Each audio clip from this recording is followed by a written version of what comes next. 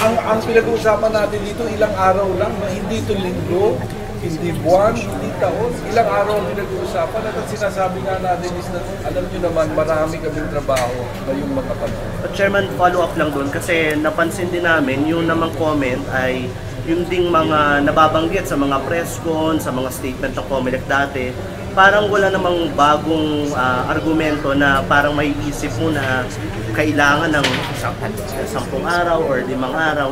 Bakit po ba natagalan? Again, no, hindi ko masasabi kung anong workload ng Office of the Solicitor General.